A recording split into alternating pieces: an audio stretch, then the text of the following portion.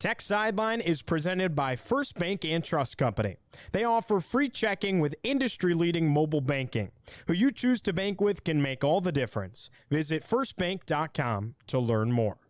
What's going on, Hokie Nation? Hey, the best time of the year is here. It's tournament time in Blacksburg. The women's basketball team is in the NCAA Tournament, hosting right here at Castle Coliseum, while the men's team gear up for the NIT. We got the whole crew on set. It's episode 352 of the Tech Sideline podcast, and it starts right now.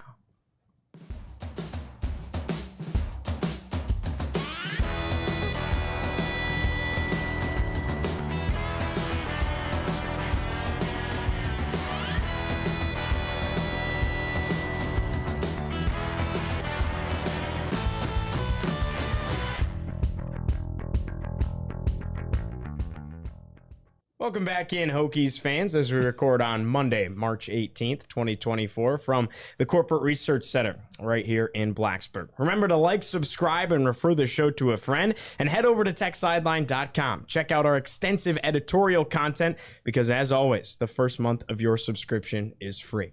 I'm your host, Giovanni Heater. Sitting over to my right, as always, lead analyst and columnist, Mr. Chris Coleman. Across the way, our managing editor, David Cunningham. In the fourth chair today, senior staff writer, Andy Bitter, and producing the behind the scenes, Jay Brizzy, Jack Brizendine. Tech Sideline is presented by First Bank and Trust Company. Today, we also welcome a brand new sponsor, the Master of Agricultural and Applied Economics degree at Virginia Tech. The Department of Agricultural and Applied Economics at Virginia Tech is a premier world-class department ranked globally in the top 10%. Visit onlinems.aaec.vt.edu. One more time. That's onlinems.aaec.vt.edu today to learn how you can accelerate your career with our 100% online Master of Agriculture and Applied Economics degree. That was a big one. That was like a vocal warm-up, like unique New York. Yes. The arsonist had oddly shaped feet. No doubt about it. All right, let's talk women's basketball to start off our show today. That's by far and away our biggest story here. First and foremost, as of right now, according to the basketball team, there is absolutely no update on Elizabeth Kitley. Kenny Brooks said that yesterday. Andy, David, Chris, let's give our thoughts on that. How do you guys feel about Liz Kitley's status heading into this week? I mean, I don't think she's going to play. I think most people that are in my shoes, in our shoes, probably feel the same way. Ever since she went down, I did not feel good about her chances coming back and playing just because it looked very serious when it happened. Tech has not officially said anything. Kenny Brooks actually told the media yesterday that he would not, anything is possible, and that when somebody asked, is there a chance that she plays this week in the first round game? He's like, anything is possible. So I wouldn't shut the door on it, but it looks unlikely. And the fact that we haven't heard any good news, I transcribed and tweeted out a lengthy Q&A of Kenny last night, talking to the media after the Hokies, found out their selection show news.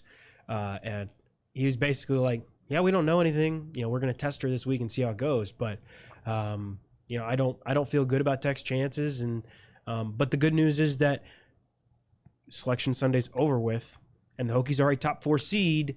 And, they had to play it like that. They did. They got their top 4 seed. They're hosting. They're at home. That's all the good news. Now is she going to play or not? I think we assumed they were going to be a top 4 seed, although we definitely recognized maybe there's a chance they wouldn't be, but that was the main thing, is to get a top 4 seed and host. They give themselves a chance to make the Sweet 16 now. It'll be tough because, like David said, I'm pretty certain she's not going to play. So you're Kenny Brooks, you want to try to win these games, obviously, both of them. But it also gives you a platform to build for next season. Like Clara Strack is obviously going to see an increased role. And, you've got to figure out how to get some production out of somebody not named Georgia Amore, because you're going to need that next year. So, you're not going to have Kitley. You may not have Amore next year. So it's going to be a completely different looking team next year. So you're at the point where, you're playing for this season still because you're in the NCAA tournament, but you're also playing for the future because there's going to be some big shoes that are going to have to be filled next season. I love Kenny. We don't know yet. We don't know anything. I don't believe him on that. I think you can read between the lines on this one. I mean, she didn't practice or anything at the ACC tournament, correct, David? Yeah. I mean, they're going to have, I would imagine, open practice, open locker room before the NCAA Thursday. tournament. I think that might give an indication. I think playing it close to the vest here, you take whatever competitive advantage you can. And if there's even, you can have deniable plausibility about, Kitley, we don't know one way or another. That's just one more thing that Marshall would have to worry about in that opening match. But I think you get to that game, I'm highly doubtful that Kitley would play or even dress for that game. And I think the cat's out of the bag at that point. I mean, I don't know how much longer you can keep up the charade or we don't know. We're still doing testing. And it's been a couple weeks. I think they would know what's up with the knee at this point, or a lower body extremity. They're not even saying it's a knee. Correct? Yeah. I mean, they're going to that. So I realize why they're doing it. I realize as a coach why you have to do it. I just, come on now. I think we can all kind of I'm sure see what's Greg going on. Schiano has the injury report on it. Yeah, he probably does. I was going to say, funny, Virginia Tech and Marshall gamesmanship. Yeah. Yeah, it's like we're in football season again. Going off what Andy said, it's like she's in good spirits, and she was with the team in Greensboro, and Tech got through that, and Kenny said gave her a chance to rest a little bit last week. They didn't really have to push it. Okay, that's what he said, but we'll find out on Thursday what really is going on. If she's out there with a brace on, like it appeared she was at the ACC tournament, if she's out there practicing, if she's out there not moving, I mean, we will know on Thursday. It's the exact same thing Notre Dame did last year, day before the NCAA tournament. Neil Ivey came out and said Olivia Miles is out for the year. Notre Dame basically said, "Yep, here's our news." They announced it probably before the media had the chance to speak with Neil Ivey. So, like, if I'm Virginia Tech, if Kitley's out, I can see myself doing the same thing. And like Andy said, it's gamesmanship. Like, you don't want to give say, hey, by the way, Marshall, or if she's not playing, hey, she is playing or she's not playing, you got to make them prep for her. But yeah, I mean, I don't necessarily feel good about it, but that's not saying I don't feel good about Tech's chances this weekend. Just means that I don't feel good about Kitley actually playing. Virginia Tech hosting. They got the 4 seed, and Marshall a 13 seed. That's 3:30 coming up on Friday inside Castle Coliseum. But you look at the rest of that small portion of the bracket here that's going to be played in Virginia, in Blacksburg, I should say, at Virginia Tech. Vanderbilt and Columbia, they're going to play on Wednesday in a play-in game. And then the winner is going to play Baylor on Friday at 6 p.m. Then the winners of those games on Friday will play on Sunday in Castle. The time for that is not yet determined. Let's break down Marshall a little bit, David. I know you have some insight here. They have 3 double-digit scores, but none of them are taller than 5'8". So there's a big size mismatch here. Yeah, they don't have anybody taller than 6'1". This is a Marshall team in year 1, I believe, under the head coach. I actually did not write it down, but I put it in my story last night. She was at Glenville State, D2 school in West Virginia, and coached there for like 8 years and led him to a national championship a couple years ago. And in year one at Marshall, she's taken Marshall to the NCAA tournament. They won the Sun Belt Championship. They press. They forced 39 turnovers in the Sun Belt Championship game. Just some numbers for you on Marshall. 73rd in the net. They are 1-1 against teams in the top 100 this year in terms of the net. They played. The win was against Florida. They have not played anybody in the top 50. So this will be a different kind of challenge for Marshall in terms of Virginia Tech, with or without Elizabeth Kitley. They lost to Wake Forest earlier in the year in December, which I think is, for me at least, raises a little bit of a red flag, considering Wake Forest, finished second to last in the ACC. Marshall is first in the country in 3-point attempts per game, second in 3-pointers made per game, second in turnovers forced turnovers forced per game, turnover margin, third in scoring offense, third in steals per game, fifth in offensive rebounds per game. Haven't played a lot of really good teams, but they've beaten everybody they have played, and they beat JMU in that title game. They're going to press, they're going to press, they're going to press. They're going to shoot a lot of threes. They're not going to have much of an inside game. It's going to be very similar to the team Tech played 2 years ago in the first round of the NCAA Tournament in Florida Gulf Coast. And Elizabeth Kitley had 42 in that game, but Tech lost because, and obviously that was a different Tech team 2 years ago. But yeah, Tech's going to have to be ready for that kind of athleticism. It's going to, this is a Tech team that doesn't necessarily play a lot of guards. Tech plays Georgia Amore and Kayla King and Matilda Eck, and you can slide Karis Baker in there, and Carly Wenzel will obviously play. But maybe you'll see some Samaya Suffren. This is going to be a guard-heavy game. Very curious to see how much you see somebody like Clara Strack, who's 6'5", and obviously, is somebody who's played a big role down the stretch late for Virginia Tech, but in this kind of game, she's kind of the outlier in terms of the height. Can Virginia Tech use that to its advantage? Can she run the floor fast enough to keep up with the speedy pace of Marshall? So it's going to be very stylistically very weird game. I think we're all rooting for Vanderbilt to go on a little bit of a run here this weekend. Then we might get the Evan Hughes, Jake Lyman, former Tech Sideline podcast host, matched up in that Sunday game. That'd be pretty cool. Maybe they could do the halftime show, like the X's and O's, the tic-tac thing. Yeah. Bring them off their broadcasting seat for that. Regardless, Jake Lyman will be in Blacksburg this weekend, so I think everyone's thrilled about that. Andy, did you have something over there? I feel like this matchup, just the way Dave is describing him, I like Georgia Amore against any press. Like, if you just put the ball in her hands, I feel like she is capable of breaking a press on her own. And you look at a team that doesn't have anybody on the roster in Marshall over 6'1". You miss that big piece, probably not having Kitley in the game.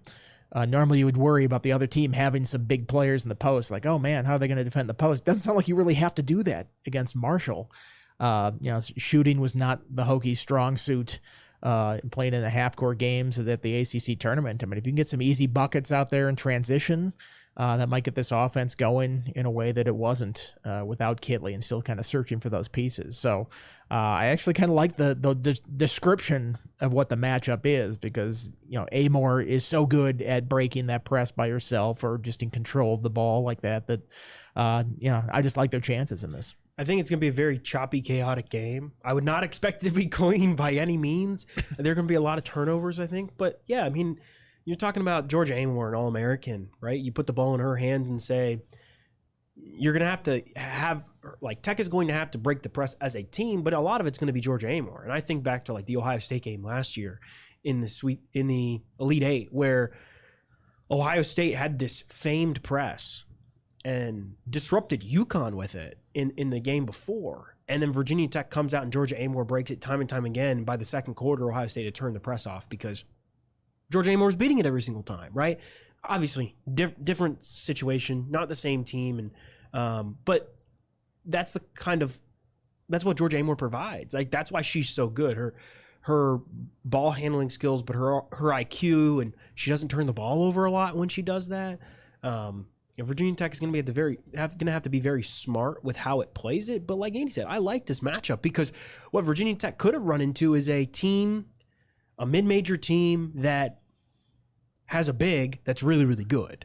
And if for some reason you don't have Elizabeth Kitley and you run into a mid-major team with a big that's very good, that puts more stress on you than a team that presses, right? Virginia Tech's seen a bunch of teams that press this year. Duke, Miami, Tech's beating them. So, it might not be high scoring. It might not be clean basketball, but I like Virginia Tech's chances here, especially playing in Castle Coliseum. I think I don't think Tech will have difficulty breaking the press.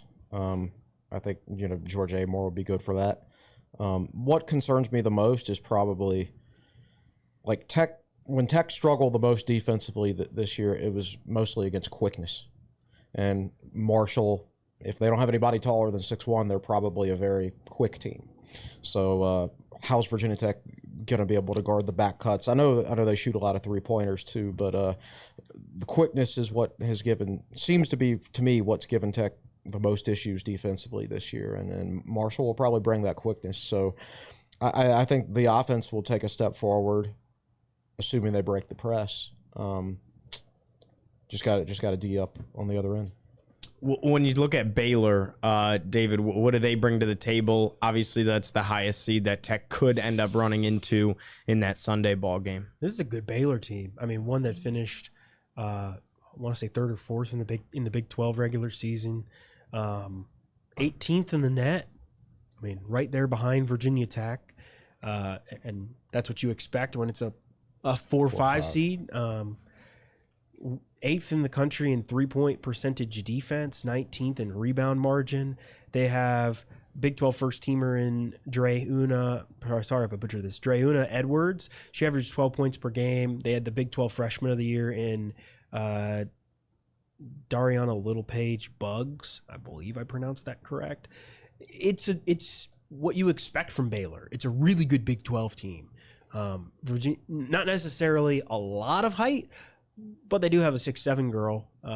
They have, they're kind of built like Tech, where you have a couple girls 6'3", 6'4". Maybe Virginia Tech will have the size advantage in moments, but Baylor's a really good team. And if Virginia Tech and Baylor end up playing, that is going to be a high quality basketball game on Sunday in Blacksburg. But Baylor has to, get through Columbia and Vanderbilt first. Not sure that'll be a cakewalk by any means.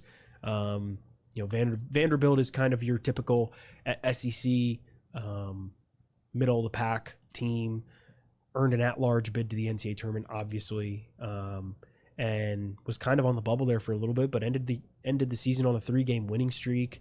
Shea Ralph has done really, really good things with that program, kind of turned them around. I think they had 12 wins last year, and they're up to over 20 this year. And then Columbia tied Princeton for the Ivy League regular season title, lost in the Ivy League title game, ended up getting an at-large bid. That's a pretty good team in Columbia that, surprise, surprise, shoots a lot of threes. Abby Sue, I believe is how you pronounce it. She's 8th in the country in 3-pointers per game. So it's going to be a fun regional in Blacksburg. I think the first 4 game, the play-in game on Wednesday, kind of throws a weird wrench in there. Didn't have that last year here. Yeah, because instead of having just Friday, Sunday games, you've got Wednesday as well. We'll talk about the men's NIT, but you got a game on Tuesday night as well. That's along with softball, along with lacrosse, along with everything else already in Blacksburg. Lot going on, but it's going to be really, really fun. I think we're going to get to see some really high-quality basketball. I like Virginia Tech's chances. I think Baylor's really, really good. I think both Columbia and Vanderbilt could make some noise. But if it goes chalk, I mean, Virginia Tech, Baylor for a place in the Sweet 16, you're telling me Virginia Tech gets to play at home? I like that matchup. One more thing on women's basketball here, guys, is how different do you expect this team to look? Like, what does a week to actually truly prepare? If Liz Kitley doesn't go, everyone on the set thinks that she isn't going to go. What did this week look like for Tech, and how much improvement can you see in that week span? I think you potentially could see significant improvement. It's one thing when you go into the ACC tournament and maybe you have an idea of what you want to do, but you still haven't done it yet. Well, now there's 2 games of film to study and to show players and make adjustments and things like that. So I think they're in a better spot, because, they'll have that extra week and they've got 2 games under their belt. Yeah, I like Kenny Brooks is a really good coach, and I think you give him more time to prepare than 2 or 3 days, which is what they had for the ACC tournament. I mean, I don't think you'll see a giant stylistic change or anything in the way Tech plays, but I do think it's an opportunity to fine-tune some things. Tech has to get Matilda Eck going. She has not scored in the last 3 games. Tech has to get Georgia Amor more help. The biggest thing to me in Greensboro was Tech just missed a lot of open looks. And Tech is really good in Castle Coliseum. Really good. Unbeaten this year in Castle. Yes. Yeah. 25-game win streak at home. The 4th largest home win streak in the country. So Tech gets to play at home, friendly environment, and has a lot of time to prepare. And I think what that does is, if for some reason, and obviously they will, like Andy said, Kenny Brooks is saying, we don't know anything. good likelihood that Tech knows something. And if any, and so I think that gives the players some time to process it and understand the task at hand. Okay, we either have Elizabeth Kitley or we don't. And we're going into this with the understanding of here's what we have to accomplish and here's what it's going to look like, instead of, oh my gosh, we lost our star player, our focal point, our centerpiece, 3 days or 4 days before the ACC tournament. How do we throw it together? This is okay. You had a whole week to figure out, how do we want to play this? Kenny Brooks mentioned yesterday that he was looking at Charlie Cream's bracketology on ESPN actually and started watching some Fairfield film. Tech doesn't play Fairfield, obviously, but that's a buzzsaw right there. but he they've already started to work on some things and fine tune some things. And I think what you should see is players understanding their roles a little bit more, and that's more time for Clara Strack to kind of understand that, hey, this is what you're going to be asked to do, because like Kenny Brooks said, she kind of got thrown into the fire and was being asked to play almost 30 minutes out of nowhere, out of the blue. Okay, you're not going to change her conditioning mid-season, you know what I mean? But you can say, you have a chance to sit down with everybody and say, hey, here's your role, here's what we're going to ask of you going into this. And I think, I don't know what it leads to. I don't know what the end result is, but I think Virginia Tech is in a better spot because it had all this time to kind of prepare. And like you said, maybe adjust your defense a little bit. And Tech will be prepping over the next couple of days on how to face this Marshall team. But I think it gives everybody an opportunity to, one, get their legs under them, but also understand the task at hand and go, okay, maybe we are playing with Elizabeth Kitley, maybe we aren't, but here's what we have to do, and here's everybody's role, and you can you don't have to throw everything together last minute, kind of like you did in the ACC tournament. Awesome. I realized, too, that I just lied to everybody at the beginning of the show. It's actually episode 353 of the Tech Sideline podcast, splitting hairs. Not 352. Let's flip our script here to men's basketball. They earned the 3 seed in the NIT. They'll host Richmond on Tuesday night, long week inside Castle Coliseum. Breaking down the Richmond Spiders for you, first of all, makes complete geographical sense. Andy, I know, was touching on that when we were talking about the show before coming on this set. Really cool how it kind of pieces together geographically what makes the most sense. Richmond won the A10 regular season. They fell to the 9 seed St. Joe's in the A10 tournament. Were upset there, but really, really good defensive squad, David. Yeah, I mean, they're 32nd in adjusted defense efficiency, which is the exact opposite of Virginia Tech, who's 32nd in adjusted offensive efficiency. This is a Richmond team that can score, though. Jordan King, he's a 6 foot, 175 grad transfer from ETSU. Co-A10 player of the year. I mean, this guy is, along with Deron Holmes of Dayton, this guy's the real deal. He's good, averages 18 points per game. They've got a couple of really, really good guards. Delani Hunt is another one. They've got a 7-footer in Neil Quinn.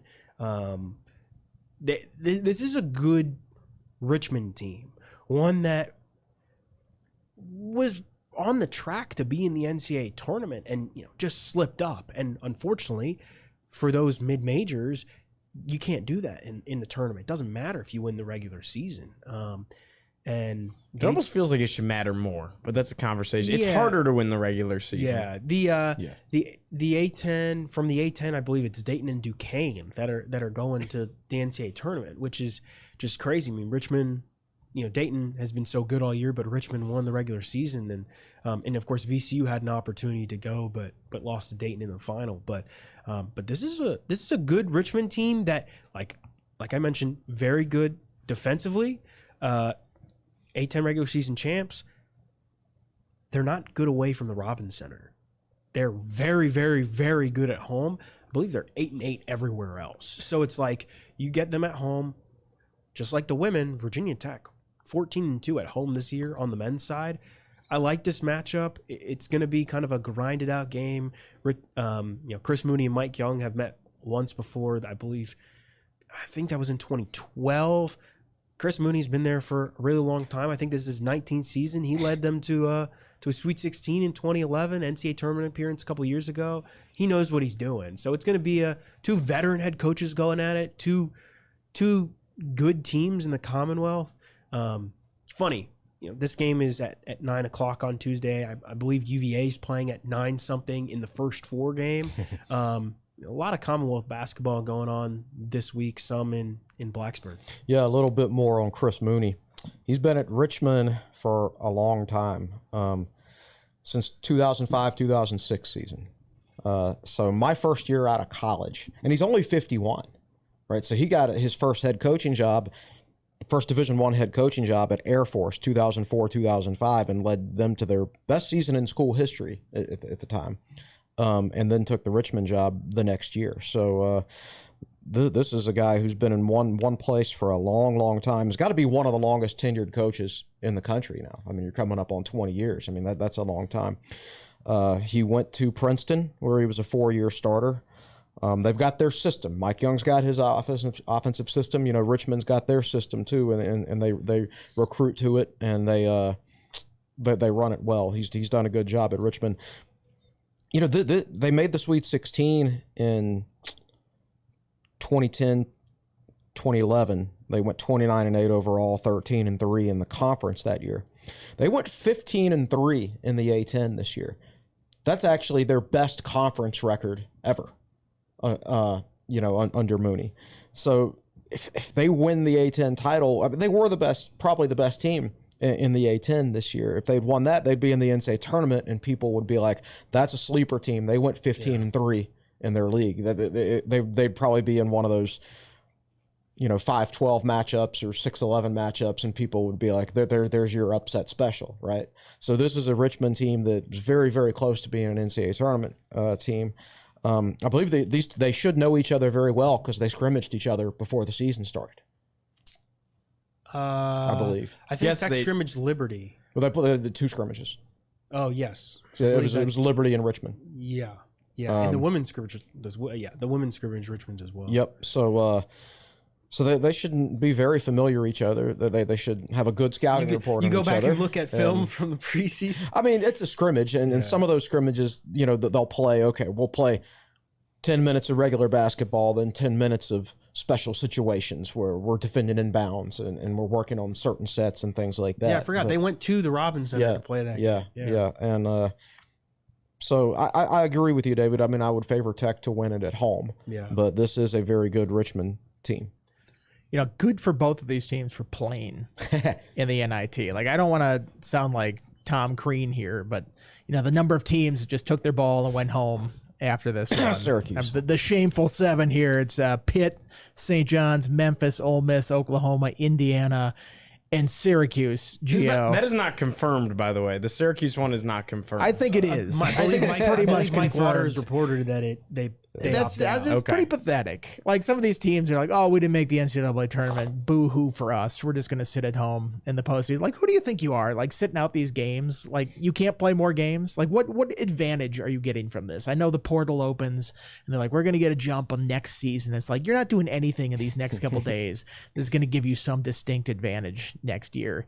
And it's just like, if individual players want to opt out, let them opt out of the game. But come on, continue playing your season. Your fans, I know everybody's like, oh, the NIT, it's such a waste of a tournament. Nobody wants to watch that. People will watch it. They wouldn't be doing it if people didn't watch it, if it wasn't a TV product and people do it. And you see some of these teams that actually make a run in the NIT and, win 4 or 5 games. It's a great way to end your season.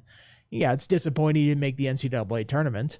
Let's be honest, you're probably not going far if you made the NCAA tournament as an 11 seed or a 12 seed, something like that. But this is an opportunity to continue playing and, continue being with your team and your teammates. I just don't know why so many schools look at that and they're just like, well, we don't want to do it. We're done. I think you look at it as an opportunity, I think. Look, every school is going to have players enter the portal. I believe the average is 4.4 players from each school every year enter the portal. I mean, that's just part of it. I know Virginia Tech fans, a lot of them say Tech has retention issues, but like Tech is actually below the national average in portal exits. Tech will have players enter the portal this year, no question. But there could be some that are on the fence. I would look at the NIT as an opportunity. Like, if you can make a deep run, maybe you can convince guys to stay. Like Exactly. Let's say you can make the semifinals or something like that, and you're still playing basketball deep into March.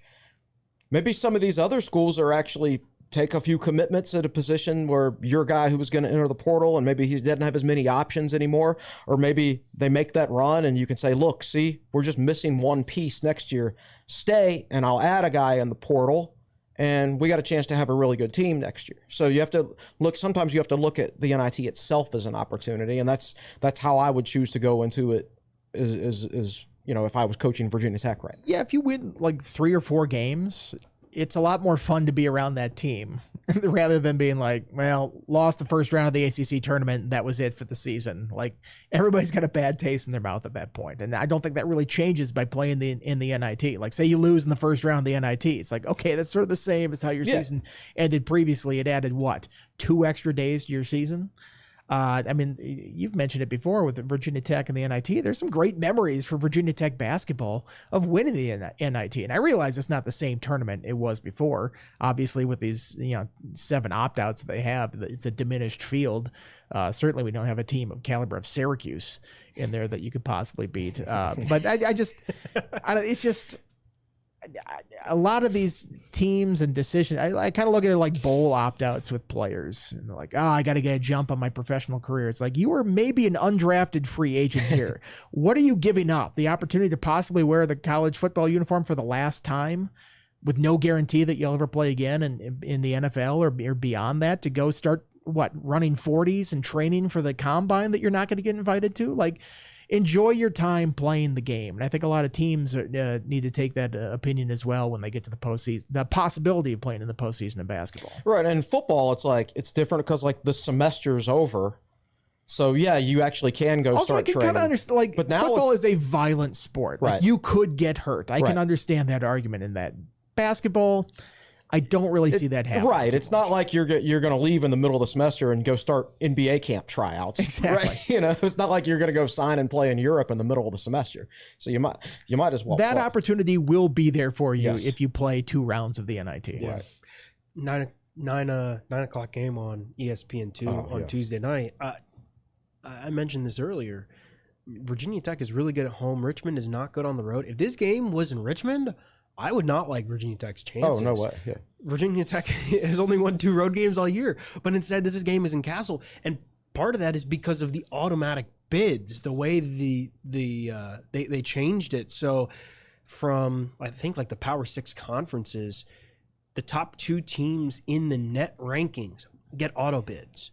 For the ACC, it's supposed to be Pitt and Wake Forest. Pitt opted out, or declined a bid. So it was Wake Forest and Virginia Tech. So Virginia Tech automatically got the chance to host. Should be thanking Pitt for opting out, I guess. Yeah. So if again, like I said, if this game was in Richmond, I don't think I'd like Virginia Tech's chances. And but I think it'll be a really, really fun basketball week in Blacksburg. You got the NIT, NCAA tournament. A couple other NCAA tournament games Virginia Tech's not even playing in. And I like Virginia Tech having the opportunity to continue its season at home. Ohio State, Cornell. Ohio State's a 2 seed. Cornell is the other team that'll play the Buckeyes. The winner of this game will get that game. But yeah, like Andy said, opportunity to continue your season, and you could play Hinkle Fieldhouse. That's where the Final Four is this year. It's kind of cool. Yep. That'd be a cool trip. Yeah. Historic. Definitely a historic venue, no doubt. Didn't Tech play there? yes. I think In they the played Florida, was it? Oh, That was 2021 because it was an the empty bubble. Yes. Yeah, against Yes. Florida. Yeah. Yeah, that was the bubble tournament. What last thing on men's basketball here, and David mentioned it, Ohio State and Cornell. Tech will get the winner there. So Cornell the 2 seed. If Tech were to win, Ohio State the 2 seed. If Tech were to win, Ohio State for to win, Tech would go play in Columbus, which would be pretty cool as well. That's an interesting matchup there. Obviously, there's a lure that goes with the name Ohio State. Now, if Cornell were to pull that upset, then it would be a home game for Virginia Tech, unless the NIT decided, your next game is going to be on Friday or Sunday, in which case Virginia Tech would have to go to Cornell instead, because the women's tournament is in Blacksburg on those 2 days. Right. So that's the other thing about the NIT. If you're hosting for the women's, it could impact whether you actually get that second round. They couldn't just game. go like 11 p.m. start time or something like Yeah, that. they Make could. it happen. I mean, They could. 11 o'clock. I mean, this one's at the 9 Tech o'clock. play what 3:30 on Friday. Yeah. And Oh, then- yeah, you could- Is you- that the first or second game? First. Okay. The other game's at You 6. could play the middle of could the say day. 9 a.m. game on Saturday 10 a.m. morning. Yeah. It's a good Riders window. rejoice. It's a good TV window for you. Nobody's playing that. Trivia for you, Chris. The last time Virginia Tech played in Columbus, Ohio was? Oh gosh, Basketball. Is that the Greenberg was NCAA coaching? It was NCAA tournament against. Oh, duh! I was. I thought you meant play, Ohio. I Illinois. was thinking, when did they play Ohio State? But yes, Is that when they in played Columbus, Illinois State in the second round? or Illinois and then Southern Illinois. Southern okay. Illinois. And I went to those two games. Yeah. And the first game was one of the ugliest basketball games you'll ever see. And Deron Washington banked in a shot from the free throw line to win it. Chester Frazier was playing in Yeah. that game, starting for Illinois, starting guard. Yeah. I was covering scored UVA. 0 points. UVA was at the same place. I Yes. was covering UVA at the time. They beat Albany in the first round. Then they lost to a Bruce Pearl coached Tennessee team in the second round when Sean Singletary just like front rimmed a game tying 3-pointer at the buzzer. It was, that was actually a really good. That was the only good game that weekend. Everything else was pretty garbage in terms of aesthetic basketball. It really was. I had great seats for both those Sunday games, the Tech game and the UVA. I did game. too. I was right behind one of the benches. I was on TV the whole time. Yeah, I was primo maybe- media seats. I was there. 8. I think Will and I How were dare, maybe you, like, how dare you make us feel old by saying that? I think Will and I were like maybe 5th row or something like that. Had really good seats. cool. Yeah. What year was this? 2007. 2000. I was 4. I was 4 years old. Just stop it, both of you. Just stop it. By the way, Andy had a different take on St. Patrick's Day than everybody else. He was trying to convince his daughter that leprechauns are real, which I thought was What convincing was there? They are real. We very almost true. caught one. That's and very it broke true. out of the trap, and yeah, it was a real mess. But did leave some candy behind, so that's good. there's a spot. There's a bar by my old house up north, and there it's called Coleman's, and it's an Irish pub, and there's a little leprechaun door. Are you saying there's a bar next to your house called Coleman's?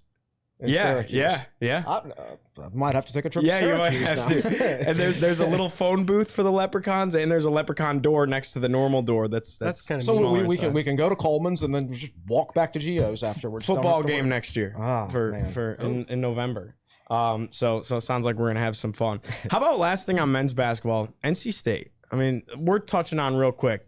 10 seed, 5 games in 5 days. What a run! It was a I'm lot going of to fun. notice North Carolina did not beat the field in that tournament, so I'd like to collect that ticket. Kudos. Whatever it was. I was cool. I was close. Yeah. Close doesn't cash the ticket, though. I know. I'm not sitting here saying I had NC State winning that tournament, especially on Tuesday when they're down 9 to Louisville in a Tuesday game. But yeah, that's possibly the most NC State run ever. I mean, it's, Joe Giglio says it best, the law of the wolf. Whenever the low expectations are lowest, they exceed them by a far amount. Whenever they have high expectations, they come up short. So mark it down. Kevin Keats and NC State will disappoint next year after they got everybody's and it hopes goes up back this to season. Jim Valvano, the year they won the ACC tournament in the 80s. They weren't going to make the NCAA tournament. Were they like a unless sixth they seed? made right? What were they seated in that? I Yeah, forget what something it was. like 6th or something Might like have been that. lower than that. Yeah, I think it was 6th, and they won the ACC tournament, and then they won the national title when they weren't even going to get into the NCAA tournament unless they had And won then the expectations were crazy. Huh? Yeah. Yeah. The craziest thing to me is that talking with some NC State writers up in DC, going into Tuesday, if NC State lost to Louisville, Kevin Keats was going to get fired. Like, I had a friend who covers NC State who had a story written up ahead of time. Kevin Keats, here's his buyout information, blah, blah, blah. Kevin Keats has it written in his contract that he automatically gets a 2-year extension if he wins the ACC tournament, which he did. So he went from essentially being fired to being extended through 2030. Wow. And I tell you what, man, like, honestly, Virginia Tech fans want to talk about like how 2022 was a miracle run, but Virginia Tech was a team that was trending up towards the end of the year, and all analytics said Virginia Tech was a really good team. This is an NC State team that literally had nothing to play for. Lost their last 4 of the regular season. That's right. And then went and ripped off 5 in a row. First ever team in the ACC, second ever team ever, joining UConn's Kemba Walker team in 2011. bad memories. I'm sorry. To Georgetown too did it. Pat Ewing's team a couple years back. They won 5 in 5. 5 in 5 days. Yeah, Wow. and they punched their ticket to the ESPN NCAA. I think Georgetown 2021. won 5 games in a season one time. ESPN didn't mention that one. But yeah, I mean they won 5 games in 5 days, and they beat the 1, 2, and 3 seeds. Connor O'Neill, who covers Wake Forest and Duke, had a really good stat. There are 6 teams in the ACC that have won a national championship: Louisville, Syracuse, Duke, Virginia, and North Carolina, along with NC State. NC State beat all of them en route to the title. Beat 1, 2, and 3. It's only I think it's the third. I ran these numbers yesterday. I think it's the third time since the tournament expanded in 1985 that somebody had won that the NCAA tournament had expanded, that somebody won the ACC tournament by beating the 1, 2, and 3 seeds. Virginia Tech did it in 22. NC State did it, and Maryland did it in like 2004 or 5.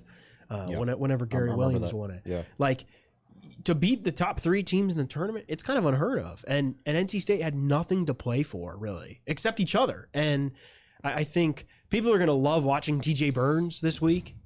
He always has a smile on his face. Mo Diarra, I think one of the most underrated stories of the tournament. He's Muslim, I believe, and he's fasting during Ramadan for one of the games. Like all of the games, every game. I mean, he didn't eat sun up to sundown every day of the tournament. Yeah, and he's still playing, and he was one of the X factors for NC State in this game. I mean, this is a program that had not won an ACC title since '87, and had a couple years like 2004 or 5 when they lost to JJ Redick and Duke in the ACC tournament final, and they had.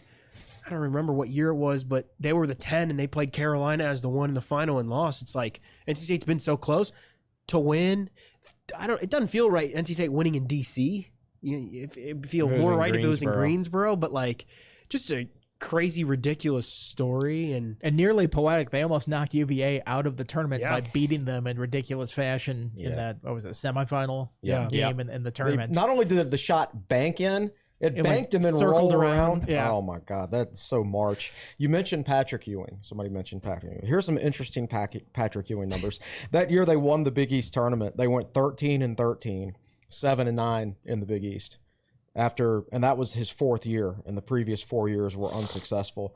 So he went from possibly getting fired after that year to pulling a Josh Pastner and saving and winning the tournament in the same year that Pastner won the ACC tournament at Georgia Tech. Saved his job for another year or two. The year after winning the Big East tournament, Georgetown went 0-19 in conference play the next year. Oh my gosh! And then the year after that went 2-18. If only Dan Monson could have pushed off his firing a little bit longer for this Long Beach State run to get to the tournament. It's crazy. It's March. It's madness, some might say. Very cool. By the way, I heard I learned the other day. Brad Nessler coined that term? March Madness. Yeah, and whoever it is that coined it still gets, as they should, their payout for that. Wow. That's pretty cool. Good. Yeah, pretty good residuals there, I would say. Yeah, no doubt. I mean, it's gonna be a fun March on both the men's and the women's side. Obviously, the men will be on the CBS family of networks, and the women will be on ESPN. But I'm excited to see Virginia Tech play on the women's side. But the men's tournament is going to be crazy. Like the bubble madness was like, as Andy said earlier, you cannot leave it up to the hands of the committee because you never know. Like you cannot give them a chance to leave you out. And too many teams, I think, did. Like Pitt is, Pitt's one of the teams complaining about it. St. John's and the Big East people, Oklahoma, but UVA got in the tournament 10th straight year. The ACC's gotten at least 5 teams in the field. Pretty crazy. It's going to be a fun week. First week of the NCAA tournament is always the best. Do we need to expand this thing to 90 just so these whiners can get in? I mean, are they really going to ruin this tournament just so all these mediocre teams can play in the postseason? The coaches just can say, we made the postseason. Don't fire me. Like, come on. You expand it, and then 5 years from now, some 16 and 15 teams going to be like, "Wow, we didn't get in. We didn't get the." I can't believe this is actual topic of discussion every time. Like Greg Sankey or whoever's pushing for this, so they're 8th place team in the SEC can make the NCAA tournament and like just ruin a great product. Like everybody loves it. Everybody loves it as it is. I prefer it to be 64 teams. I can live with the first 4 in Dayton. Whatever. Just do that. But don't ruin it anymore. Don't expand it anymore. Like the talks of going to 90 teams or something like that. This entire NIT field being in the NCAA tournament, like what a watered down product that would be. Agreed. I'm with you there. And it was Brent Musburger in 1982. He first said it on the air, March Madness, and he's still making dime off that. Wow. Who do you like to win? Musburger did. I wonder how much he's then given back in different gambling losses. Musburger likes to get the gambling lines in there whenever he was talking. So he gets his royalty check every year and says, this is basically free money. I don't have to work for this. I'm just going to go to Vegas with it. House money. Who do you like to win it all, Gio? On the men's side. Win it all? Boy, I got to tell you, I watched the... you can't pick Syracuse. No, obviously not an option here, unfortunately. I watched the Big East Tournament Championship. UConn handedly pulled away from Marquette. I just think Donovan Klingen's very good. I think that's a pretty good crew. I would like to say my pick would be Dan Hurley and them repeating, the first team to repeat since 06-07. Florida did it. So. I think UConn is the best team. Yeah. But, it's a tournament. Who knows? I watched Iowa State, Houston, wire to wire the other day. Wow. And I thought Houston was a good team, and then I watched Iowa State just take them apart. Virginia Tech beat Iowa State. And I'm sitting here thinking, man, Iowa State, are they good enough to win the national title? And Virginia Tech beat them, back in November. They beat Houston by what, like 25? Oh, it was never close. Yeah. It was a dominating performance from start to finish. Crazy. It wasn't one of those, things got away from Houston late in the game. No, they got crushed the whole way through. Wow. I kind of like Carolina. Like you're telling me Carolina is pissed off out now after losing in the ACC tournament final? Like I think Carolina can make some noise. I'm very interested to follow along with it. That'd be my second pick. They backed into a 1 seed because It's Tennessee. Yeah, and all these other teams, like only one of all the Big Six conferences, UConn was the only number 1 seed to win their tournament. So all these other teams are getting knocked out, and even though Carolina got knocked out too, they still ended up getting a 1 seed. Who you got, Andy? Who do you like? I don't know. I kind of liked Auburn until they put him in that UConn region. It's a sleeper. It's like all of a sudden you're the 4 and you got to play UConn coming out of that.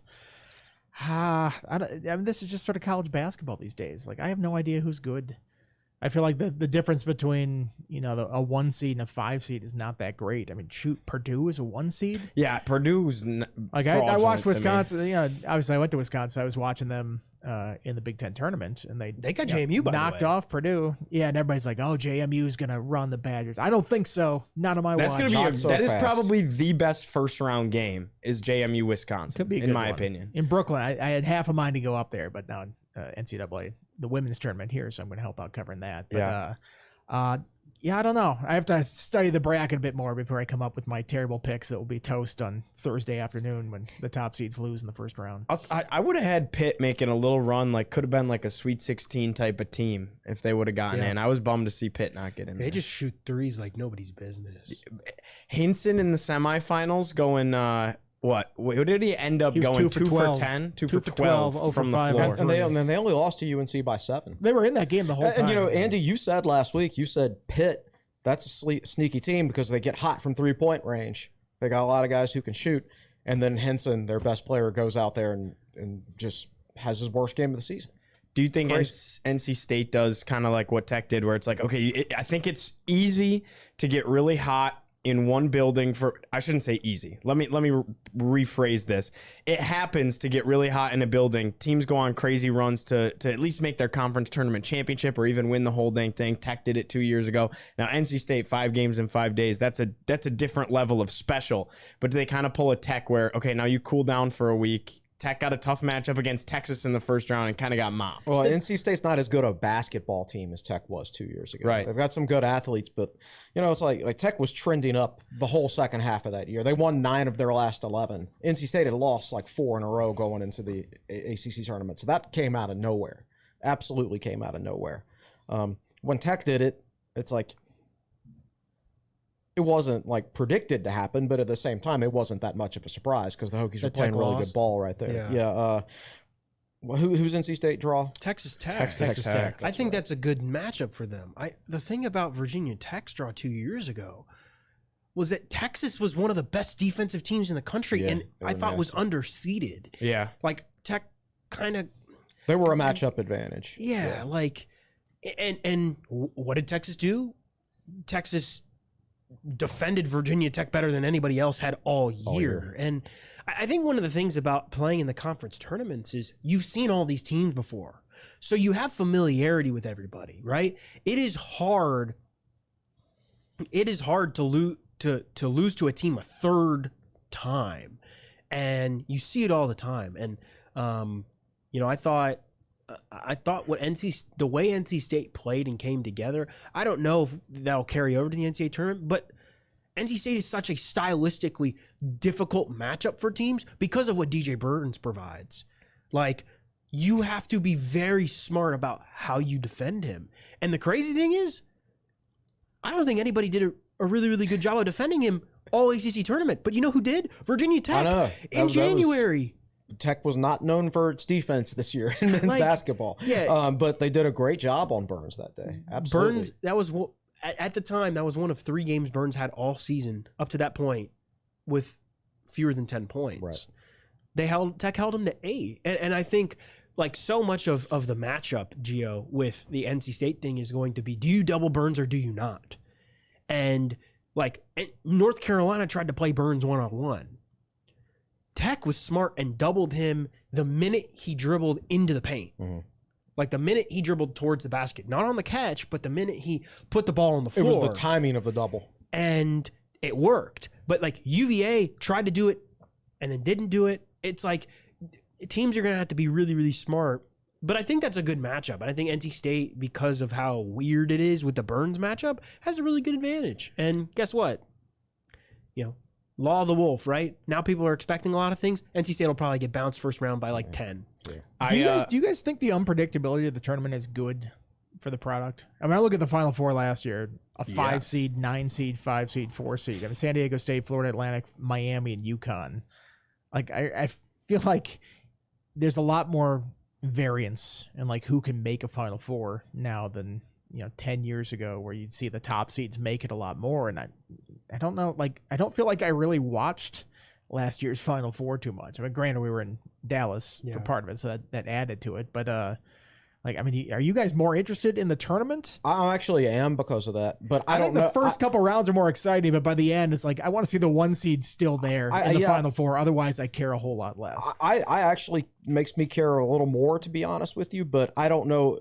I don't know what the TV numbers were for last year's we'd have Final to look Four. at the I'd have to go ratings. look that up to see, is it better for the product? Well, I don't know. It depends on your point of view, I guess. But the product for the first 2 rounds, I mean, if it's like crazy in the first 2 rounds, those are like, Thursday through Sunday. Right. It's like the best day.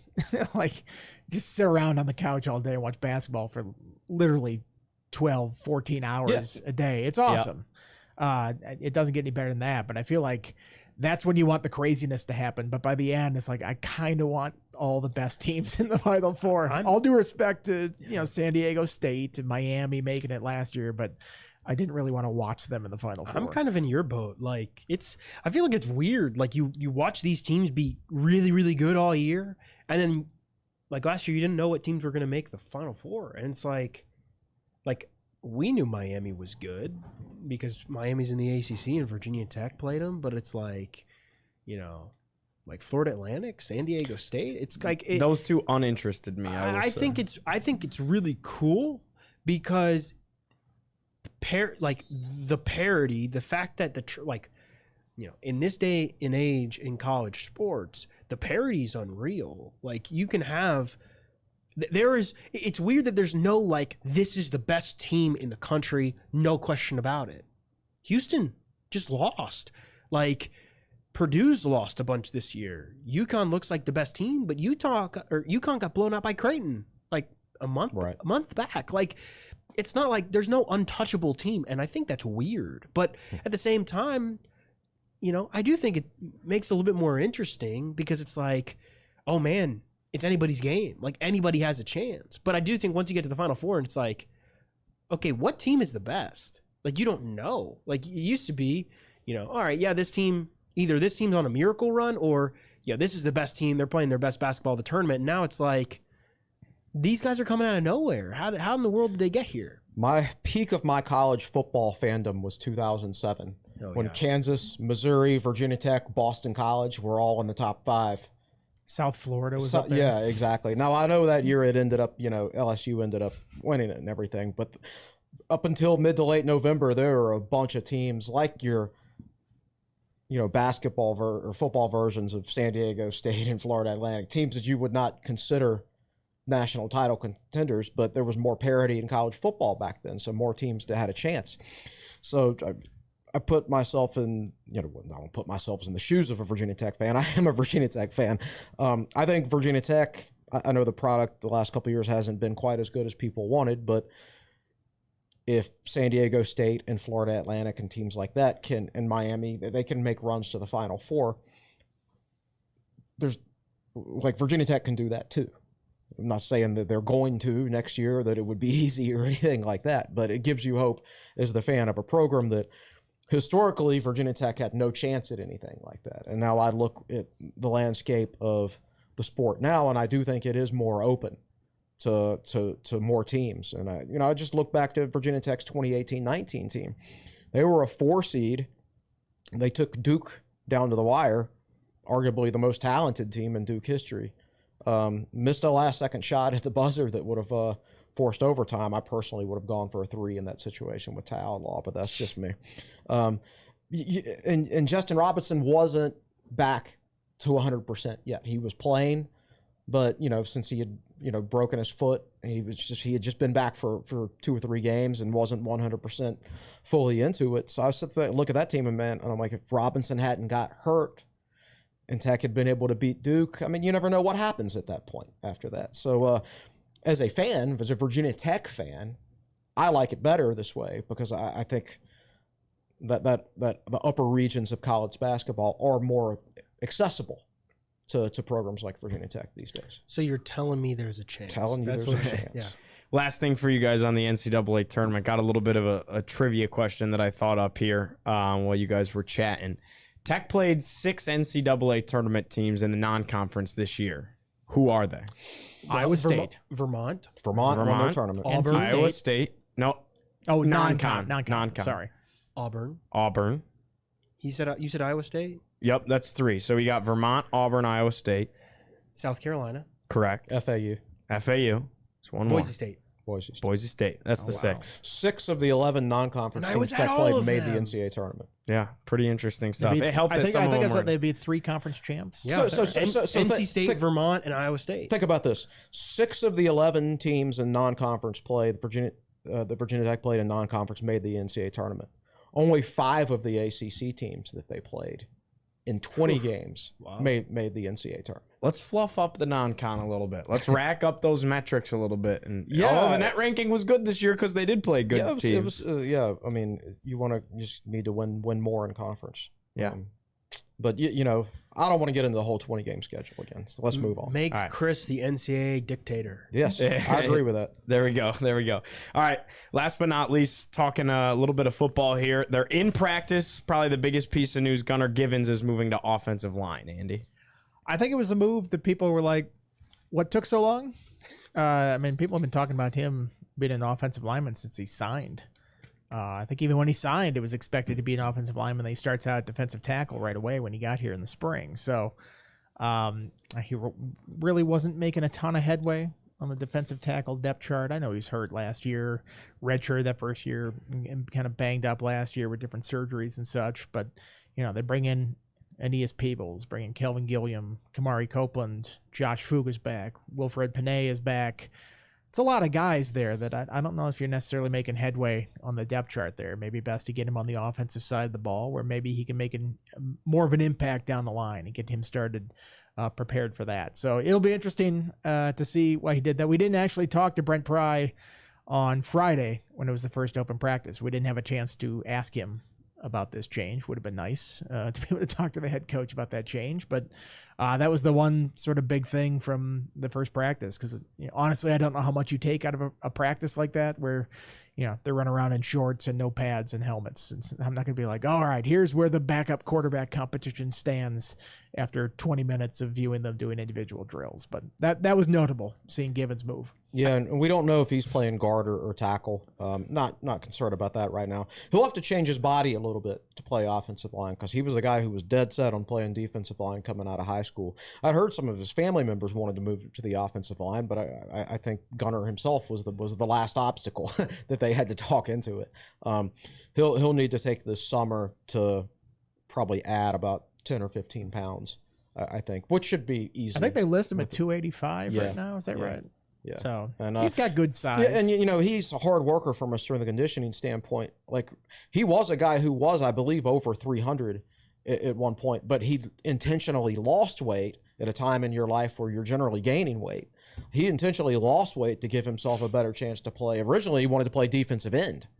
So he was trying to lose weight, and he did lose weight. So he's a guy who has shown the ability to change his body with work ethic and discipline and things like that in the past. So, I would expect him to, add 10, 15 pounds if that's what they want him to do with no difficulty. And Tech has had success stories of this D-line to O-line move.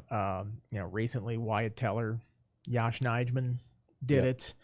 I feel like back in the day, did Dwight Vick do it? He did not. Come in as a defensive tackle? There was a player. Somebody was a defensive tackle in that era that moved over to the offensive line. Waverly Jackson. Okay. He was a defensive tackle at Tech. He didn't move to offensive line until he got to the NFL and then carved out a long NFL career. Same thing for Chad Beasley, defensive tackle his whole career at Virginia Tech.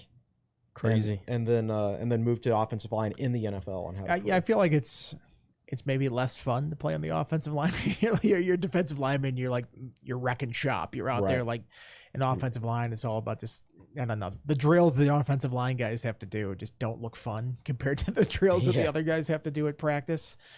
So maybe that sort of factors into, guys want to stick at defensive line as long as possible. And then, I think as they did with the Josh Nijman, it's like, how do you convince them to switch over to the offensive line? They're like, well, we gave him the Dwayne Brown speech.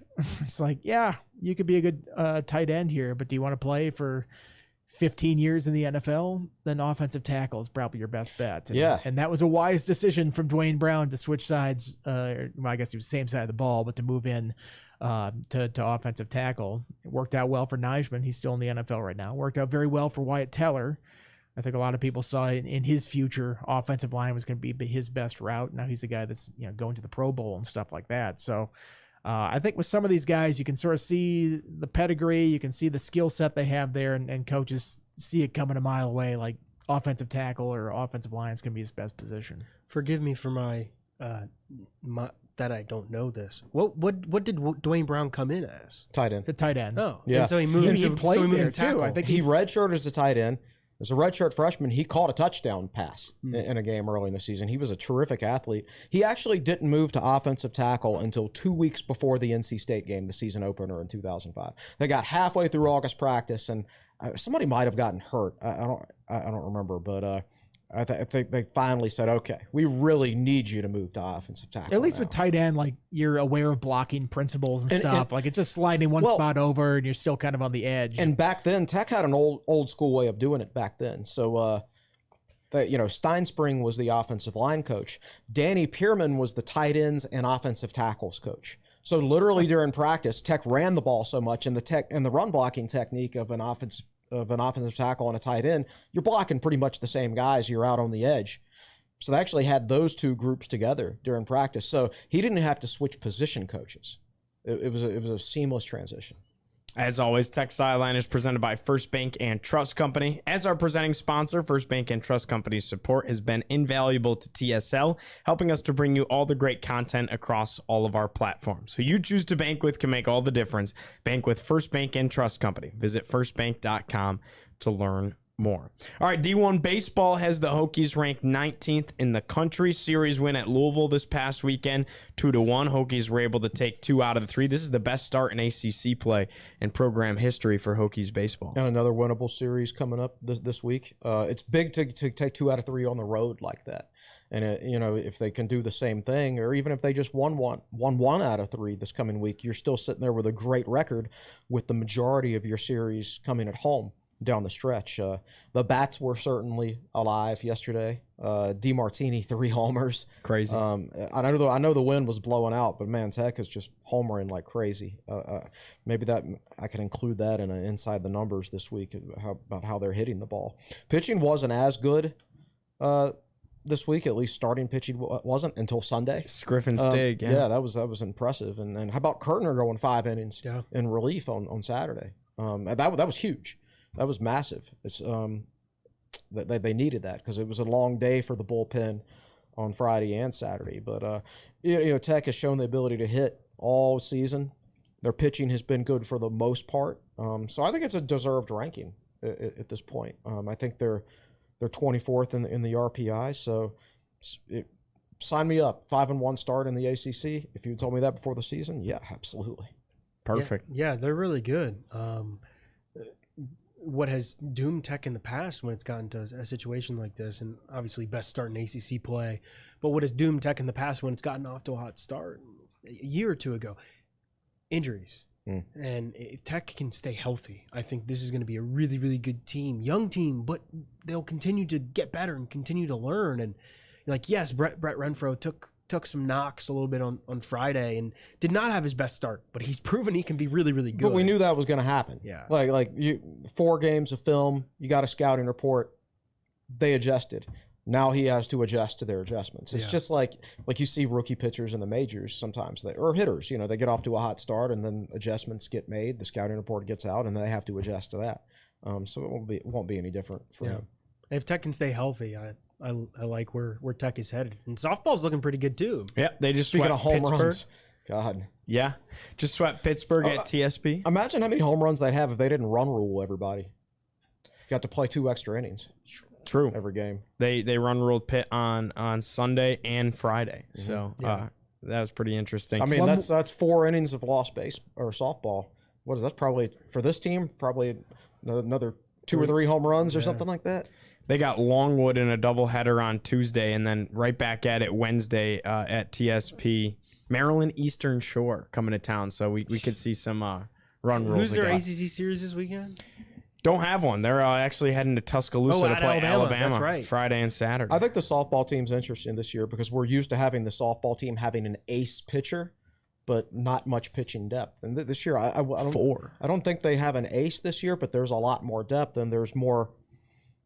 And we saw Pete DeMora last year say one thing I've learned is you want to have enough variety in the types of pitchers you have. So when you take your starter out, you're not bringing in Emil Emily 2.0 right behind Emil Emily, and you're throwing the same type of pitches at the same speeds and things like that. Now you bring in somebody else in, and it's a different style, maybe a slightly different speed, and it takes a couple, it takes a time through the lineup for the other team to adjust. Not that it matters much right now since Tech's run ruling everybody, but that will matter at some point. No doubt. Anything else? I had a quick football note. Nike Johnson no longer on the roster. He and the staff are exploring a non-playing role for him within the program. He was coming off, I think it was an Achilles. Yes, he's had some bad injuries. So I guess not too surprising there, but that's just one more scholarship closer to the number for the Hokies. Right, and I think that takes them down to like 87 or 88. Yeah, how many do you get? 85. So you're looking 2 to 3 guys. Yeah. All right. Well, what's coming up on TSL this week? Because obviously a big week. No basketball whatsoever. Yeah, no, we're skipping that. Yeah. Lots of basketball. I believe Andy's going to help me cover the NCAA tournament. Football practice tomorrow, right, Andy? Tuesday, correct? Yeah, Tuesday. That's the only day this week, I believe. Football practice on Tuesday. We'll have men's and women's basketball. Men's basketball Tuesday, women's basketball Friday. We'll see what happens in between. There's baseball, softball stuff. Well, plenty of stuff on that. It's a long day tomorrow. was it 9 a.m. football practice and then 9 p.m. basketball game? Tell me about it. Yeah. Andy, what you got? You don't have to coming go up? to football if you don't want to. Yeah, you're right. Football, basketball. It's a full week. Sweet. Yeah, I'm excited. It's gonna be fun. Castle should be packed for both games. I think. I mean, I think it's gonna be two good environments, and I think Virginia Tech Athletics put something out about this the other day. But I know also Shelton Moss tweeted this. In terms of men's and women's basketball, Virginia Tech had the third best home record in the country this year in terms of Power 5 or Power 6 teams. Who's ahead of him? UConn and Iowa, maybe. Makes sense. I'd have to go back and look, but I think UConn was first, which makes sense. Really good women's team, really good men's team. But Virginia Tech's only lost 2 home games between men's and women's all season, and now gets 3, potentially 4 home games in the span of a week in Castle. So with a chance to play postseason basketball. So I like Tech's chances. I think it's going to be really, really fun. Hopefully some really good crowds. Yep. Awesome. I think that wraps things up for episode 353 of the Tech Sideline podcast. Enjoy the week, everybody. For Jack Brizendine behind the scenes, for Andy Bitter, for David Cunningham, for Chris Coleman, I'm Giovanni Heater saying so long from Blacksburg. We'll see you next week.